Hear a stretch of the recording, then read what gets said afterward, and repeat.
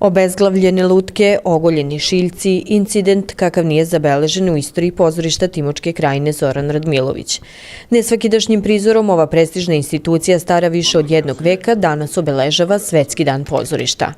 Upravnik Zaječarskog teatra Davor Marušić, vidno uznemiren, nije mogao dati racionalno objašnjenje za ovaj vandalski čin koji nikome, kako ističe, nije mogao biti od koristi.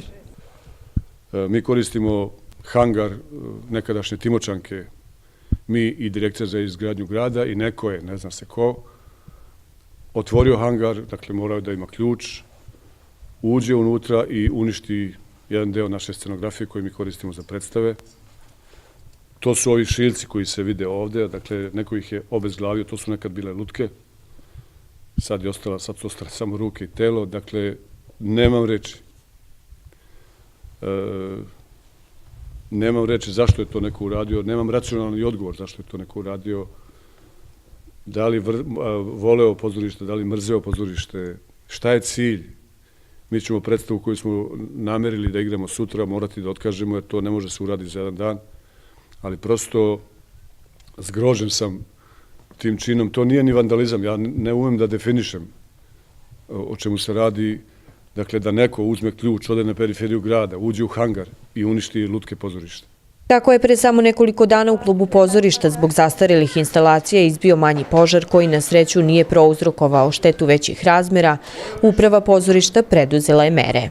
U ambasadi Japana pronašla je ljude dobre volje koji će isfinansirati projekat rekonstrukcije sačinjen još 2012. godine i uložiti novac u adaptaciju ove za Zaječar prestižne institucije kulture. Ceo projekat rekonstrukcije zgrade košta preko 20 miliona dinara.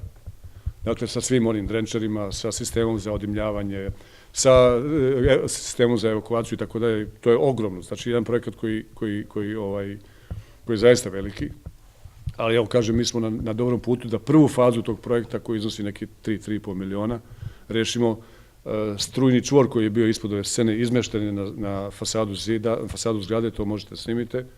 Ostalo je još da rešimo neke stvari, instalacije su nam jako slabe i pokušavamo sad da nađemo u nekom pristojnom roku novac da to rešimo. Jer požar koji je nastao, izvinjam se, u klubu pozorišta, koji je odvojen opet, taj sistem je odvojen od samog pozorišta, je nastao zbog neadekvatnih instalacija. Zbog najavljenih rekonstrukcija u Zaječarskom teatru Svetski dan pozorišta obeležen je radno. Sa krova teatra glumački kostimi preseljeni su u improvizovani hangar u klubu pozorišta, a pored brojnih problema sa kojima se susreću, Marušić je najavio i da će ovog proleća glumci raditi punom parom.